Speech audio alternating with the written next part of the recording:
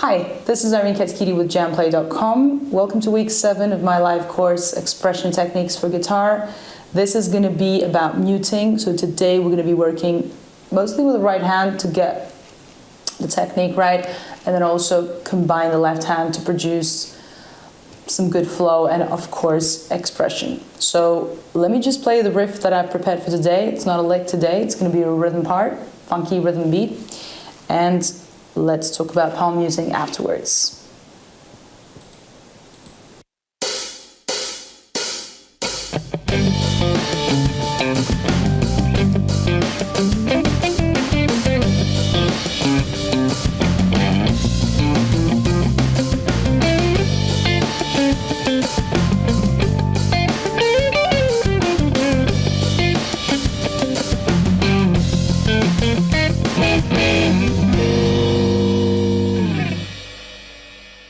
Right, so this is our riff for today. It's got a lot of 16th notes, which we're gonna work in a little bit. First thing I want to talk about actually is how the technique works, and as you see, I've got a few exercises, like warm-up exercises, if you like, before we get to the lick. So what's happening with palm muting? I mean, you most probably have used this technique in rock riffs, which is what it's mostly known for. But what I did today and what we want to look at is how to use it in single note rhythm lines, because that's a very common way to use that. Now, what I did for the first bit here is to show you just in a simple G minor pentatonic scale how the palm muting works. So I've got basically my right hand is touching the strings, lightly touching them, very, very close to where the bridge is. So somewhere between, well, this is something you can experiment with, but it's different in every guitar. But I mean, it feels different, but essentially it's the same area. It's just where the bridge is. So you place your palm, the back of your palm, on the bridge. And you make sure that you're actually getting a tone from the string. So the further you go towards the left, the more the note disappears. So you don't want that. You want to hear the actual note. This is my open string, and then as I'm moving to the left a little bit, that's where I'm getting. So this is the tone. My open string slightly to the left. Not too much to the left, because after that we're getting no tone. And the same for every string. A string, D, G, B. You'll notice that as you go higher to the strings, you might need to to put your palm in a little bit of a different place, because you might not get the tone the same tone as the previous strings. This is normal because the strings are thinner, so you might have to move a bit back. And obviously as you go up the frets, the strings, a different part of your palm is going to be touching the bridge, because you don't want to be moving this up and down. So yeah, this is something to get used to first with just single notes. Now what I've got here is just a plain exercise in G minor pentatonic, which does what? It does palm muting all over the notes in just double strokes. So I'm doing down up in every note.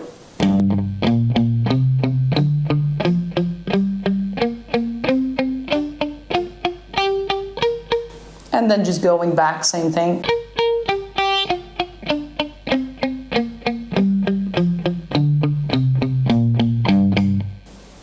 As you see, I'm not using a lot of gain.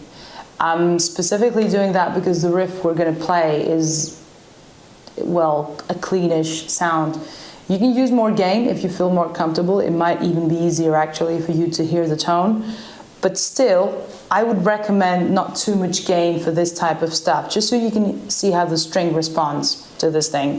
So let me do that one more time. It's like...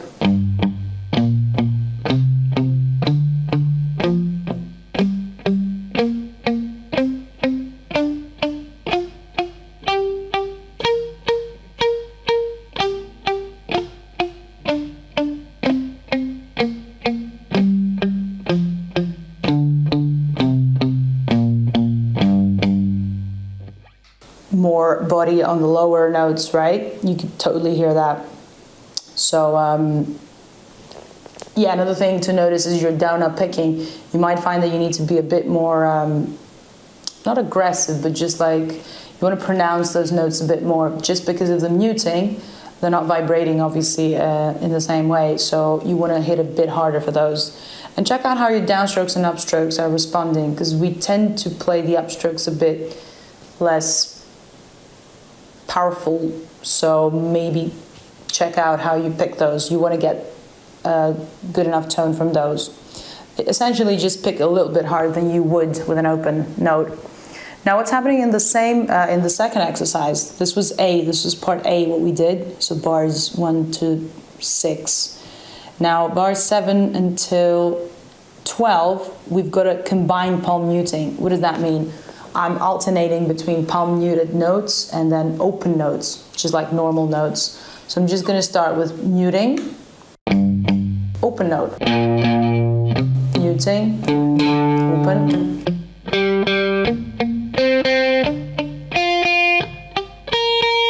And why am I doing that? Because I want you to get used to changing between notes that are muted and notes that are not muted. And what does that involve? Basically just lifting your palm from the right hand, nothing else. So it's just a case of lifting your palm, playing the note. You're doing a tiny lift, obviously you're not going too far away.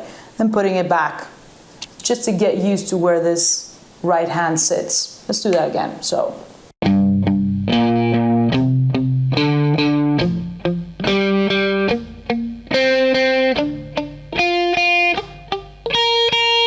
The other way around, I can go.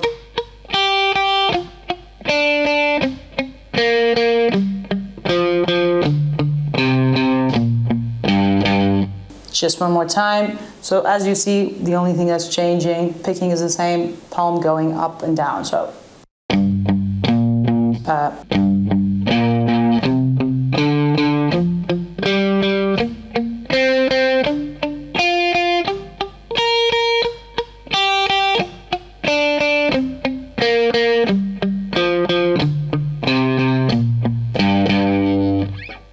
Getting used to alternating between those two. And the third exercise on bar 13 is palm muting. Well, again, it's an alternating, but this one is different. Why? Because we're switching between a palm muted note and just a normal note in between strokes. So that means I'm going to play a downstroke with a muted note and an upstroke with a normal open note. How does that sound?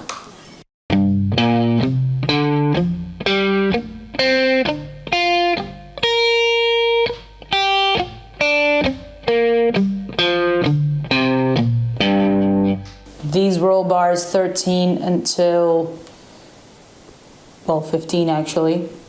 So yeah, what am I doing? Like I said, downstrokes are muted, upstrokes are open. So I need to be twice as fast with this opening business here on the right hand. Let's do it again. 3, 4.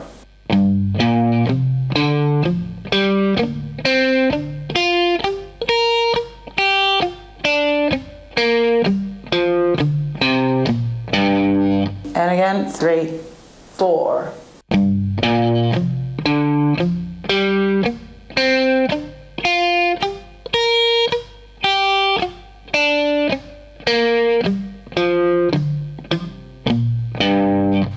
Tiny mess up there.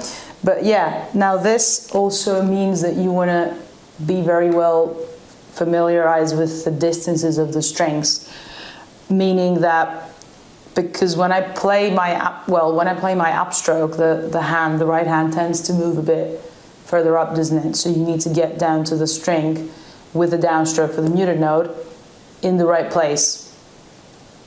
I hope you know what I mean. So basically, you can look at your right hand if you prefer to, because the downstroke here is going to be, let's say, easier than the upstroke, because the upstroke needs to produce a full note. So that means it's probably going to travel a bit further up. So you need to get back to the string, to the right string for that next down. Okay, we can talk about that in the questions. section if that's not clear. But yeah, these 3 exercises are great to get us started here. Oh, actually, I've got a 4th one. Yeah, that's part D in 16th fret.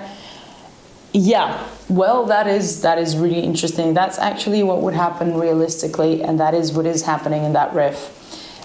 The alternating of muted and not muted notes is not just between 1 or 2 notes. It might be more. Again, this has some symmetry because it is an exercise. So we're palm muting 3 notes and then we're playing 1 normal note.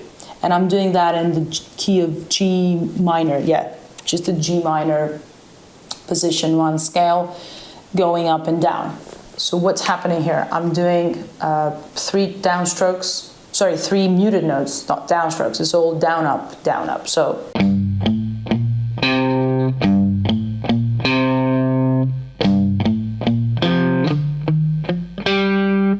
If you see, all the notes that are not muted are played with an upstroke, just because we're playing every 4th note. So.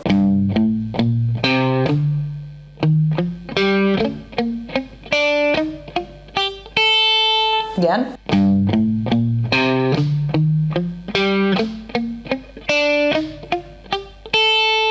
Why am I doing that? To get used to playing different combinations of muted and non-muted notes.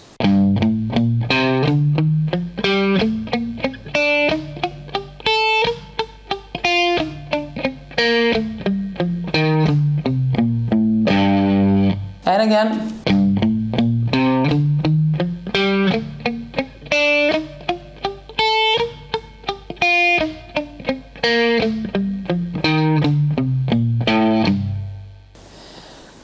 One last time, let's do it a bit slower. 3, 4.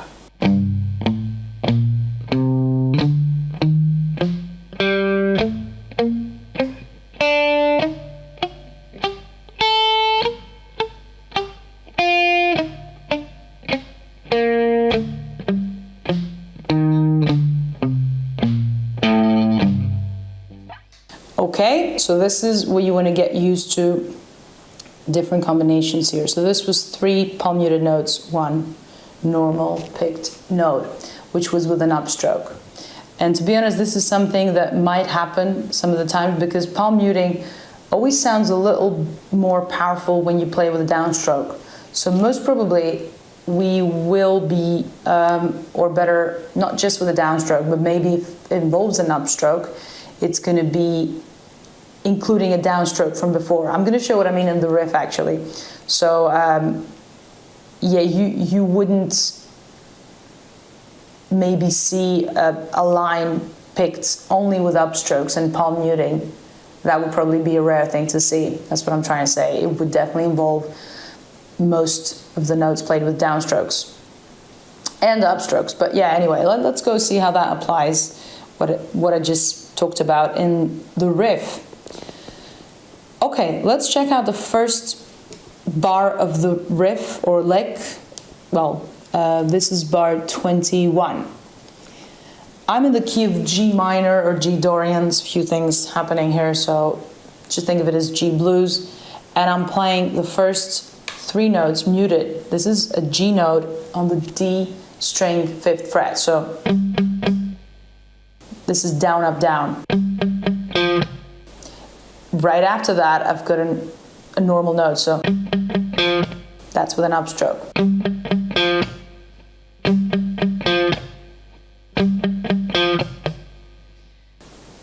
Immediately after that, there's 2 notes marked with an X. What does that mean? That doesn't mean muting, that means it's a dead note. So it's like an open string picked. This is going to be a down, up, and this is just to connect with the rest of the riff for some good flow, what I talked about in the beginning. So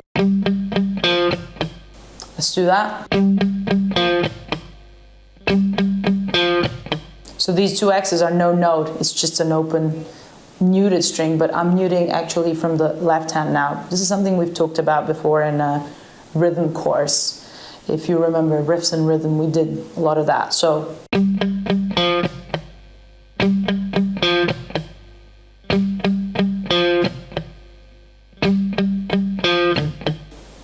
Moving on to the second, well, to the almost the second part of this bar, we've got number 4, fret number 4 on the A string. This is from G blues, isn't it? So this is a D flat. I'm going to play that with my middle finger, 4th fret, and then I've got another note coming up, which is the 3rd fret on the same string, with one more dead note in there. So this is going to be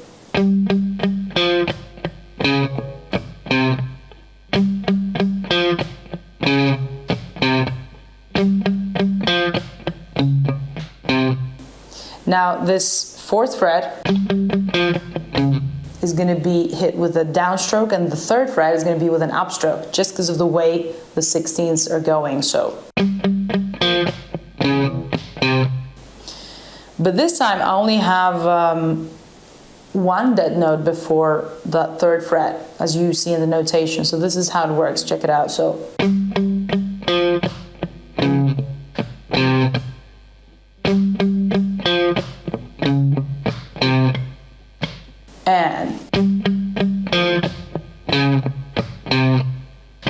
And so that involves, as we showed before in the exercise, the right hand going up and down on the bridge.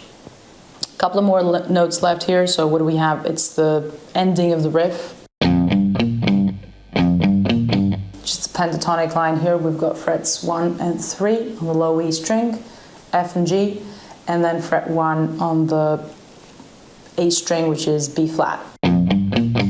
So all in all, it's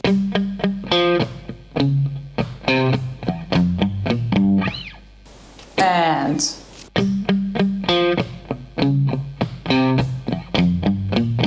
so the only open notes are 3, 4.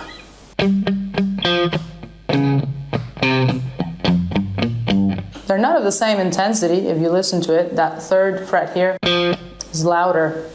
3, 4.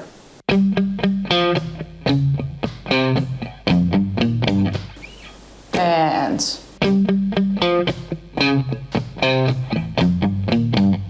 some of those can be semi-muted, as you'll realize when actually playing the riff. So this is bar 1. Let's go on to bar 2, which starts in a similar way.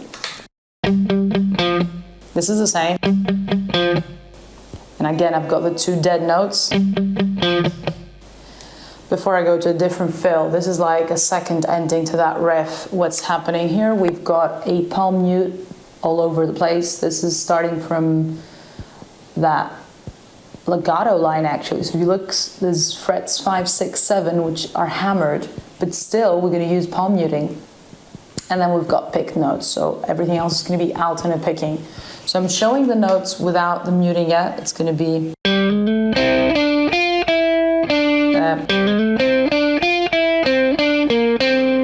so 5, 6, 7 on the D string. That's a triplet. 5, 7 on the G string. Then 6, 5 on the B string. Again, 5, 7 on the G. And then 8 on the D and 5 on the G.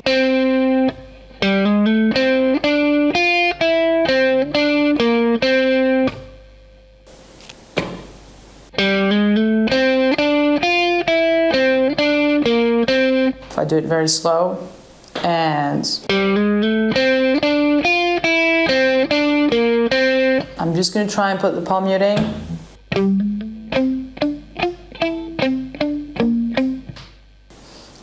And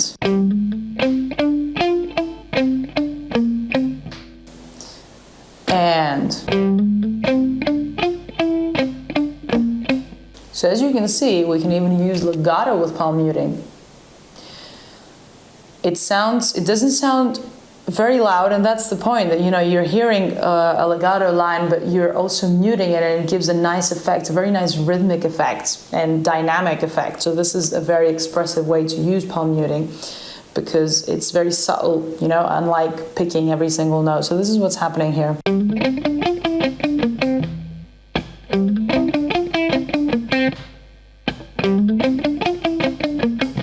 hear the roll. You can definitely hear it, just not as loud as all the other pick notes. So let me put this bar together. It's going to be 3, 4.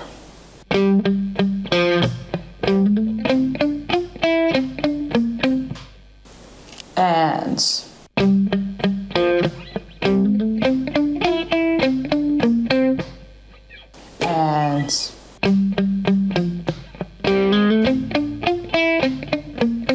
well, that was a bit jammed. So let's go again. 3, 4.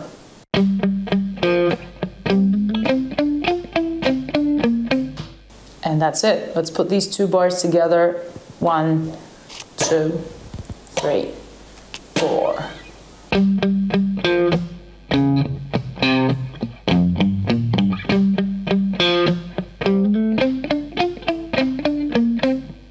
One more time, a little faster. 3, 4.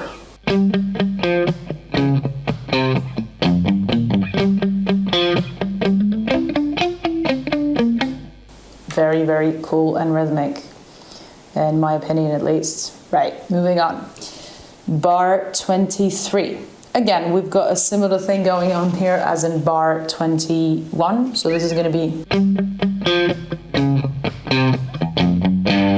It's just a different development here. Everything is the same except for the last 3 notes. Yeah, where we had this...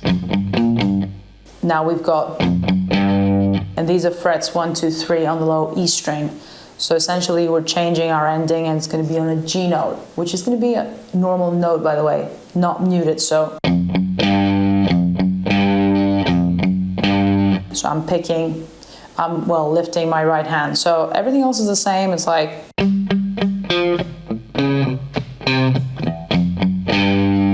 again, 3, 4.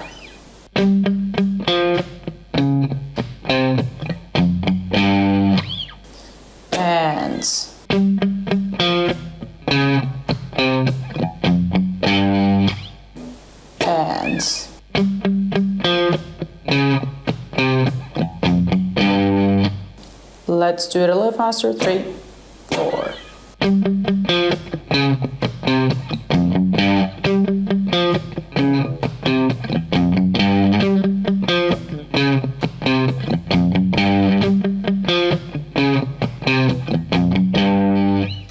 Okay, hopefully you're getting used to this right hand position changing between notes. It kind of makes sense, you know, because the notes that are not muted are usually the more dynamic parts of the riff, the ones that we want to accent and pronounce louder. Okay, next bar, bar 24. I'm changing the harmony here. I'm going to another note, another root note.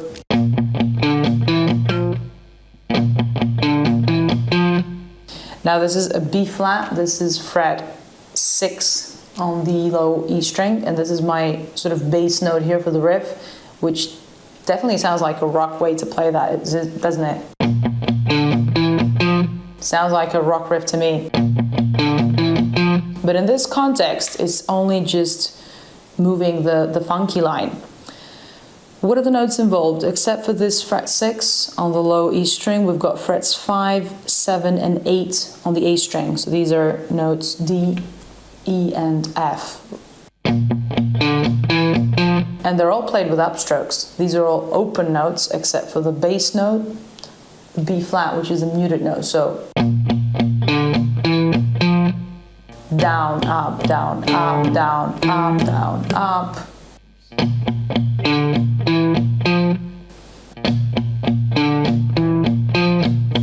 Two more notes here. Down, up, down, up, down, up, down, up.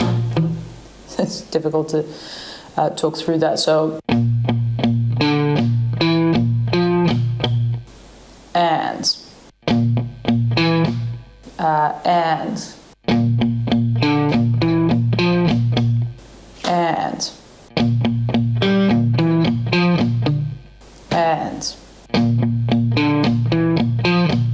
so as you see, that second finger doesn't really move from its place. It stays there, and I'm just alternating between the 5, 7, and 8 frets on the A string. And then it's changing again. I'm going to the 10th fret, This is a C note. The harmony changes here. So from B flat, we're going to a C chord, or riff if you like, and it goes to fret 10 on the D string, which is a C note. It's implying a C major here. What are the notes? C, C, B flat, C, E, F with a hammer on. So these last two notes are open and everything else is muted. So this is palm muted, down, up, opening the sound here, 9, 10 on the G string. And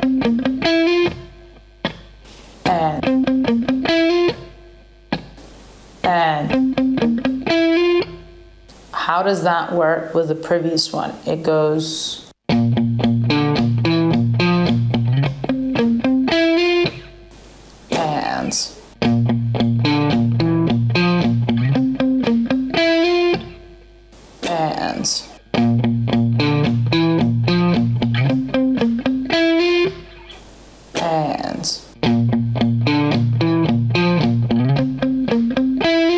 Now if you notice, I'm doing a kind of a slide here to move to the next position.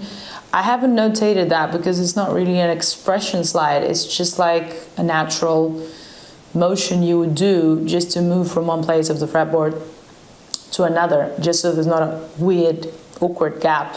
So yeah, my second finger from that 6th fret, when I'm finishing this riff in that area, is kind of sliding on that low string, even if I'm not playing anything, but I'm just kind of helping myself land on that 10th fret on the D string. And the same thing is happening. I'm going to show that now that I will connect these two bars, 23 and 24. You see there's a slide there from 3 to 6. Again, this is not an expression slide. Well, it could be, you could say it is, but it's mostly there to connect these parts so that they feel like it's one riff and not a separate part. So what happens is from the 1, 2, 3 frets, if you look at it, if you look at my left hand, it's the second finger that does the slide, because on bar 24, I'm going to use the second finger for leading into this riff. So instead of just going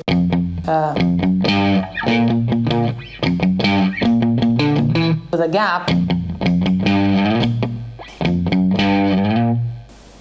it's almost as if I'm doing a pull off from the 3rd finger on the 3rd fret on the E string to the 2nd, and then the 2nd slides.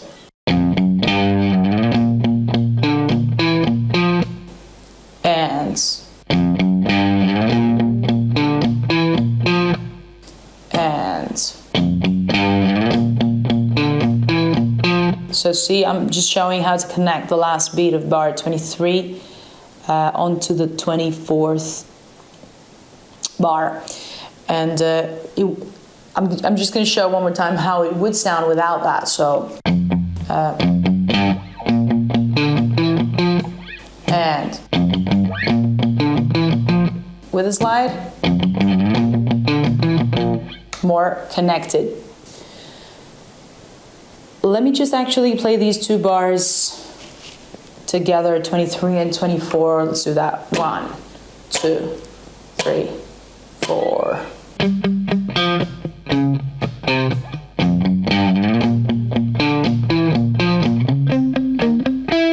And again, 4.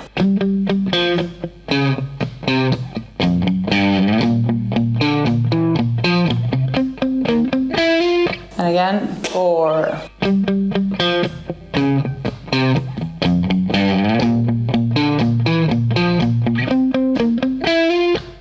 Why don't I put bars 20, well, the first 4 bars, because it's an 8-bar riff anyway, 21 to 24 together. So 1, 2, 3, 4.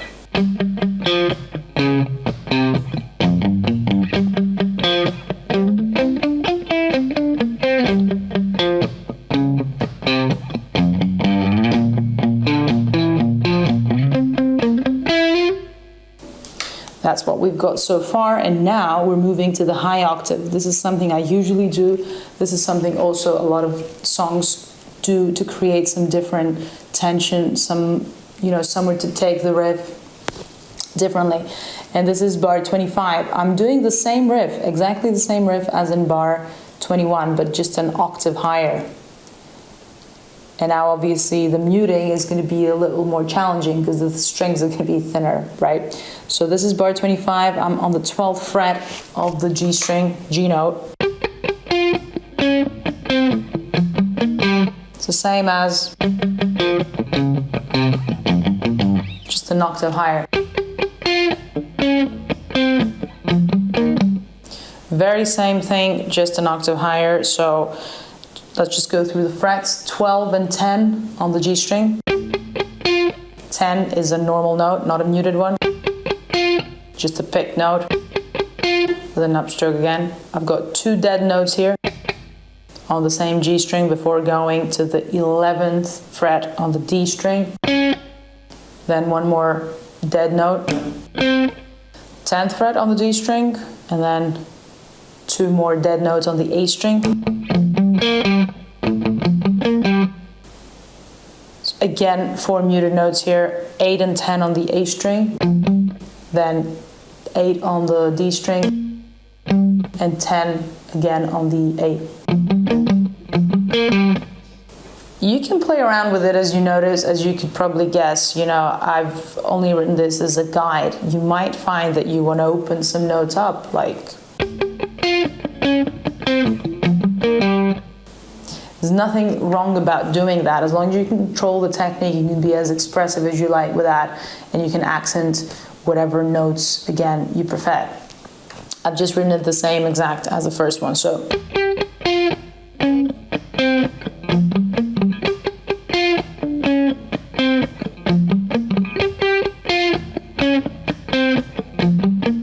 And again, some notes could be semi-muted, right? So this, especially this 11th fret here, same as I did in the riff before, I kind of find it feels more natural to play it semi-muted. It doesn't sound like... It doesn't feel too natural, so I would probably go... This is like a... something in between. It's not muted 100%, but it's not open 100%. So you'll find these things as you start to groove this better. And then what happens? We've got, again, same start of the riff.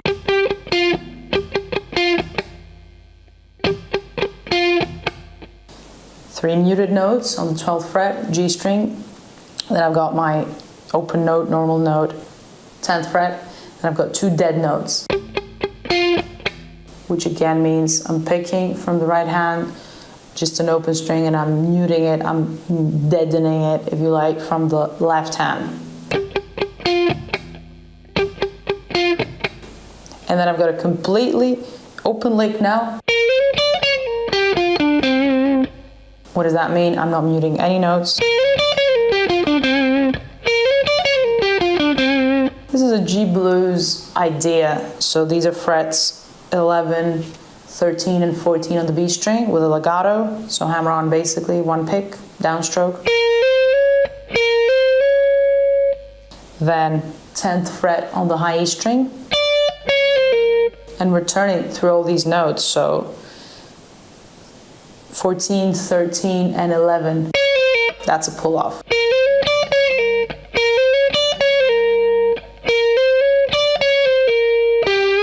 Then 12th fret on the G string, 10th fret on the G string, 12 and 10 on the D. I'm going down the scale. Up and down the scale actually, just with a little sequence. So, and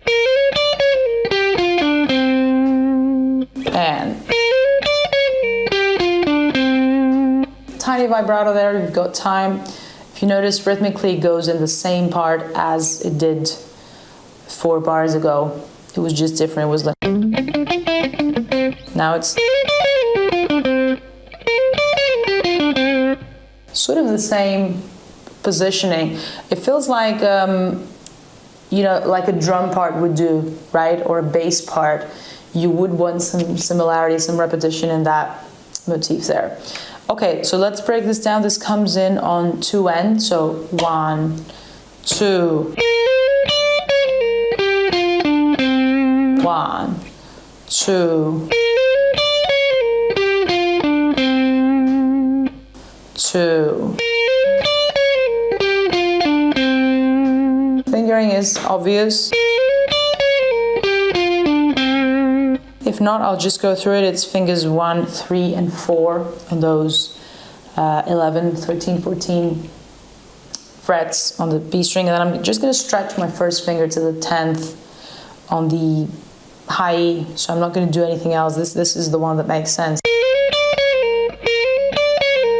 First finger stretches, then comes back in place to return down the scale. Let me put those two bars together. So 3, 4.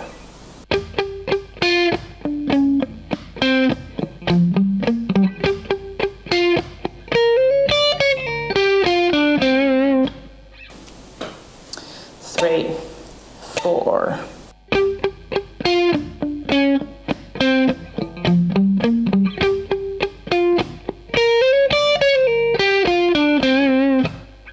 Two, 3, 4.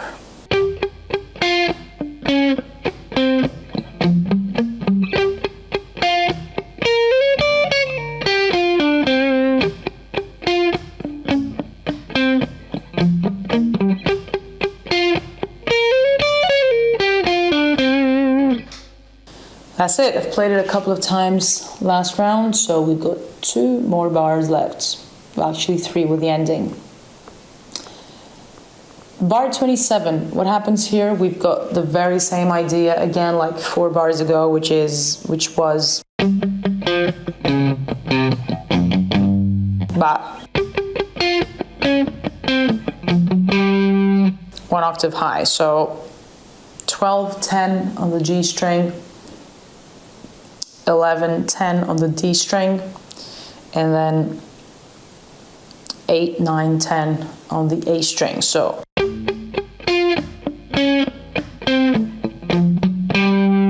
again, same instruction for the muting. I'm palm muting the first 3 notes, then I've got an open note, 2 dead notes, another open note, another dead note, another open note, another 2 dead notes, and then 2 muted notes, and that F is going to be, that G, I'm sorry, is going to be a normal picked note.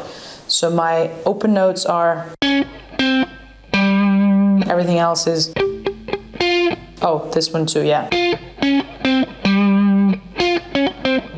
So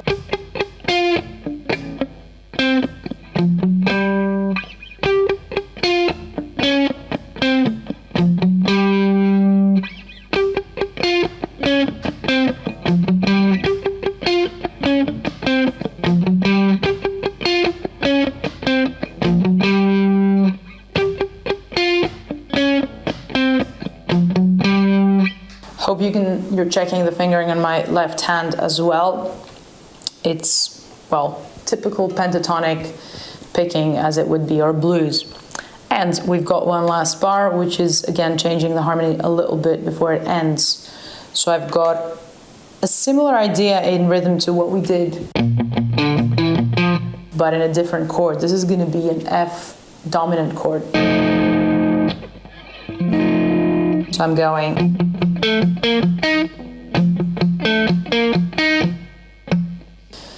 What are the notes? I've got F on the 8th fret on the A string, then I've got A on the 7th fret on the D string, and then I've got another, well,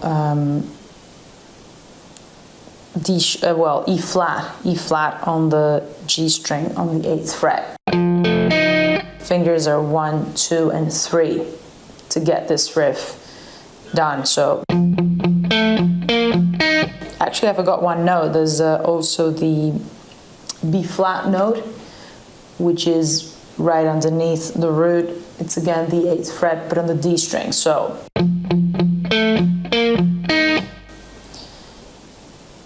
Again, my F note is serving as the bass note, or like muted note if you like, because this is the only one that has the palm muting on, so.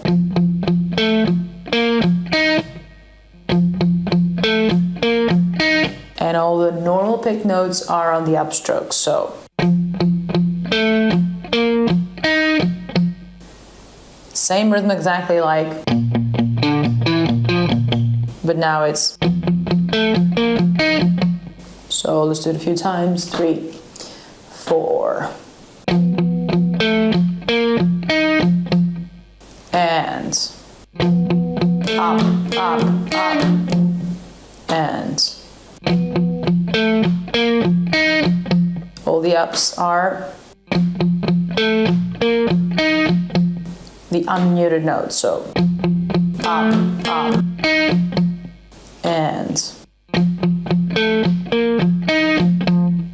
that's it. It goes to an F sharp 9 afterwards, so, and it does this twice before it goes to the root, which is a G7 sharp 9 chord, so.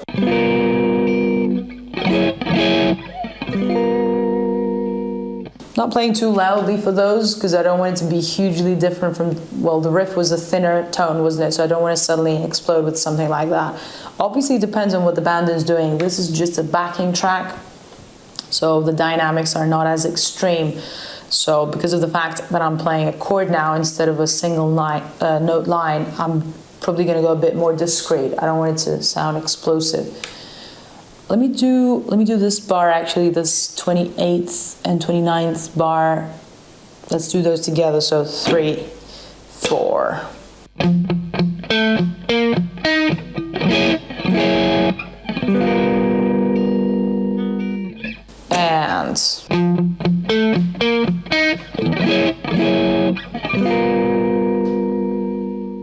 And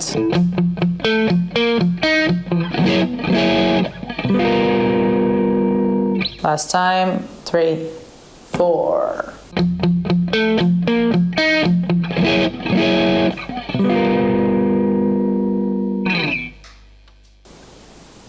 Oh, the only other thing to mention is that I'm picking the chords a bit closer to the guitar neck, because I'm looking for a more bass tone. I don't want it to sound too prickly, too trebly. So that's the only other thing you want to think about for your right hand, that it moves.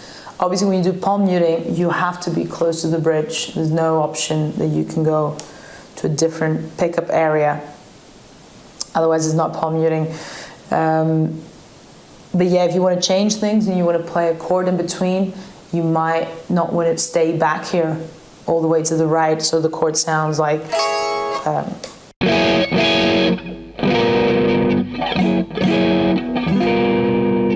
Be aware of that, how the tones are changing between the different pickups, right? Same here. I want a fatter tone for the ending, so.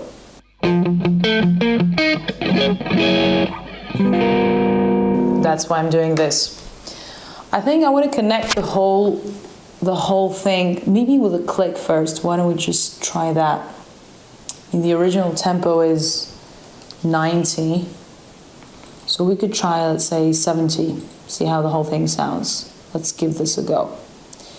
And then I can play it once more with a backing track. Of course, you're going to get a long version of this backing track to work this at your own time and just improvise however you like. Even create your own rhythm part with the palm muting. I think that's going to be, well, a good goal. Let's do 70 for now. Whole thing. 1, 2, 3, 4.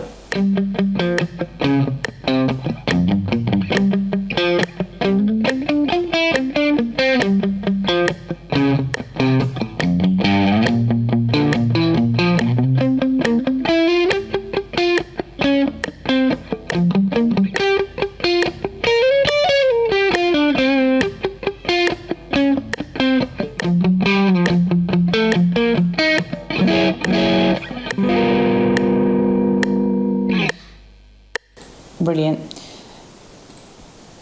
Okay, yeah, that's it. That was a short but actually quite full riff, I would say. So I hope you've enjoyed that. I hope you've enjoyed palm muting and seen a different perspective of how you can use it instead of only just using it for power chords and rock riffs and all that. This is another way to use it in different styles like funk and pop, soul, occasionally. And of course you can experiment with the sounds. I mean, I don't have a lot of gain for this. I have like very little gain just so the note doesn't sound completely empty and sustainless. But you can experiment with putting some slap back delay if you wanted that for a different tone. It will sound more vintage and more interesting. I don't have a lot of reverb either because it might just sound too muddy. But you can experiment because this has a lot of room for personal sound and expressiveness. So check it out. I'll play it one more time with the backing track. You can prepare your questions in the meantime if you haven't already done so, and I'll see you in a few minutes. Let's play this once more.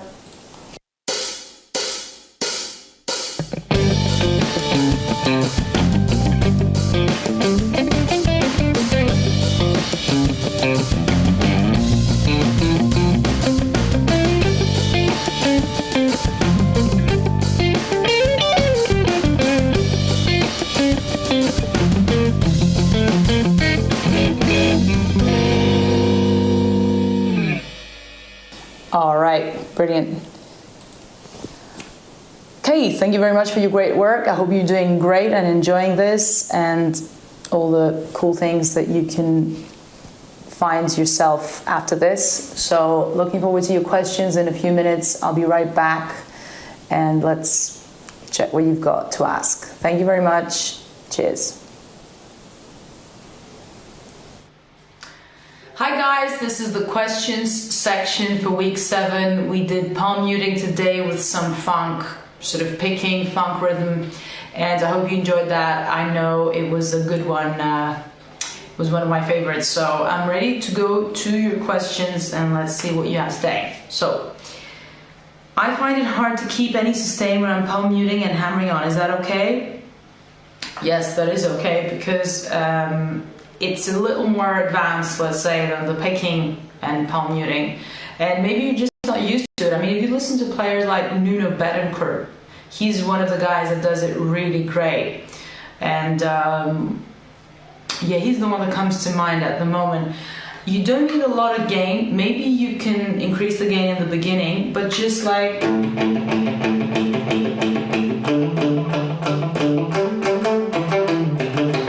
also maybe it's something to get used to hearing, because a lot of the times when we don't hear all the notes in an equal volume, it might feel like it's wrong. But this is the point on this one, that the dynamic changes.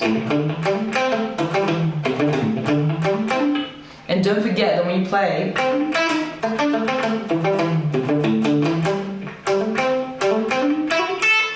it doesn't mean that all the notes need to be 100% pronounced in the same dynamic. Remember also that you're going to be playing much louder usually, because this is like home volume that we're playing now. But when what I'm trying to say is that it's a good idea to crank up the amp a bit to just hear the effect. But yeah, use a sustain like a compressor pedal if you need to, or maybe just increase the gain so you can hear the effect, and then you can drop it and actually listen out for it, because it's probably there, But yeah, it is normal. Anyway, let's go to the next question. I find it very difficult to keep the thinner strings, especially high muted or an upstroke. Do you have any suggestions? Well, it is harder, that's true.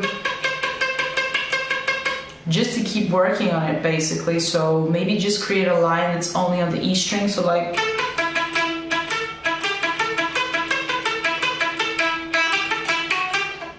You see I've got very little gain here, but you can still hear the string.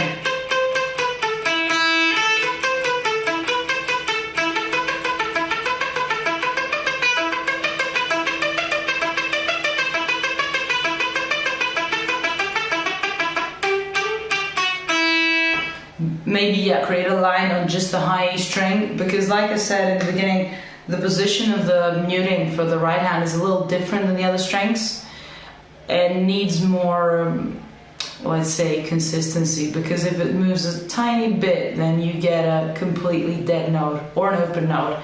Again, turn the volume up a bit, maybe put some gain if you want, but yeah, just keep working on the high string.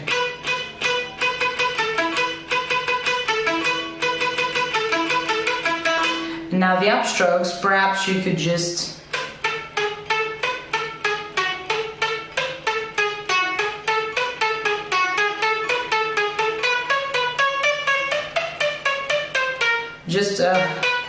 sort of create a line that only has upstrokes.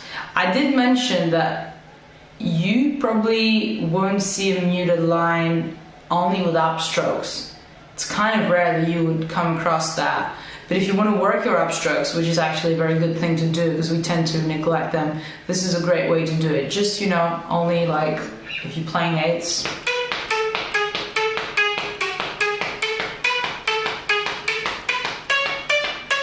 To just keep at it. Basically, this shouldn't be a problem. I mean, regardless if you're doing a downstroke or an upstroke, the right hand, the palm, just stays in the same place. The only difference, which I kind of mentioned, is that when you do an upstroke for the palm muting, you'll see that your right hand travels a bit higher. So it's kind of a case of returning back to the string on time. Whereas when you go down, obviously you get a lot more attack from the downstroke, so you don't have to worry about getting back to the string. And you don't have to worry about picking harder, whereas the upstroke here is really... If you look at an open string, I would just go... check the motion. In a muted, I'll have to kind of travel a bit further out of the string. So that's what I also mentioned. And yeah, just stay on that string and create a pedal line and just keep working at it. Okay, next question. When you say dead notes, is that the same as a ghost note? You could say that. I just said dead because